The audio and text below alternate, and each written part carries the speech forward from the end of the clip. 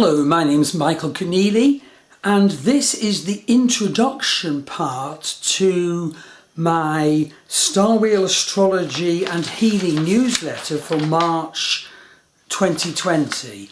And basically the energies of March 2020 are so big and so important that I've had to divide the newsletter into a number of parts. So this introduction section has the links to all the different parts, and I'll basically tell you what the different parts are and also mention one or two or three little general points or important general points about March 2020.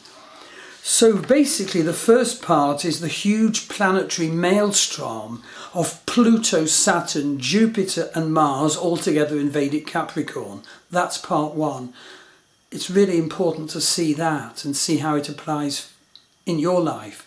Get an astrology reading if you feel healings are necessary. My wife Maggie Pashley does many wonderful healing modalities online. The second part is Venus in problems in March and a potential Venus revolution when Venus and Uranus exactly conjunct in March, and the importance of bringing the exalted sense of Venus into your relationship and your art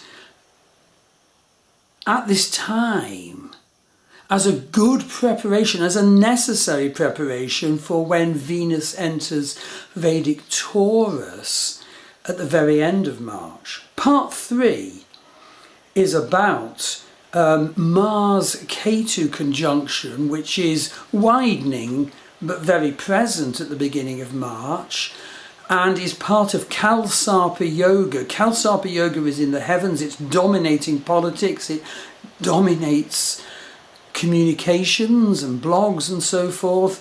It dominates people's consciousness and behaviour. Kalsarpa Yoga is when all the Vedic planets are to one side of the nodal axis. So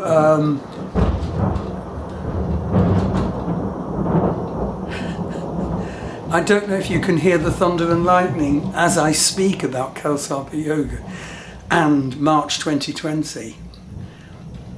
Okay. So the next part of the newsletter is Chiron. Chiron is square the nodal axis now, and so part 4 tells you all about that. It tells you about the new moons of February and March. Very, very important stuff. Really important to hear that and to use the new moon energy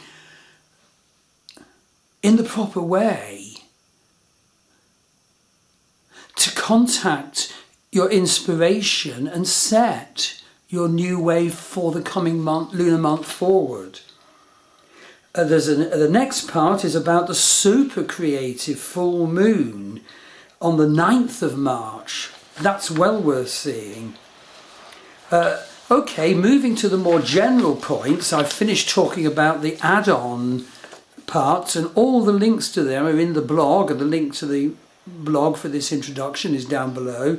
Well, obviously there are the dates for Mercury retrograde, and remember that Mercury retrograde does continue after, its effect continues after Mercury has gone direct. They continue until Mercury achieves his pre-retrogradation position.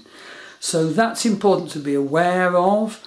I'm certainly getting some Mercury retrograde instances at the moment, but I'm coping, and I am coping.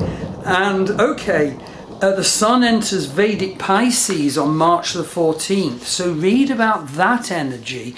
Be aware of Lord Surya and our connection to him and his standing in our consciousness now. And then there's the vernal equinox, the spring equinox, on March the 20th in March.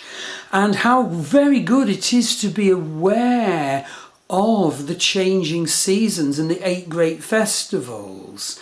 It does so good to connect to the earth and the seasons and the turning of the heavens at this time. And I mentioned that we actually belong to a Druid group that is based here in the northwest of Ireland, and it's wonderful to go to those seasonal rituals and connections. So I'm going to stop now in case lightning completely destroys the internet or whatever. So see the different parts of my newsletter, see the videos, have a reading about these issues in your life now, and if you feel necessary, have a healing as well. Thank you.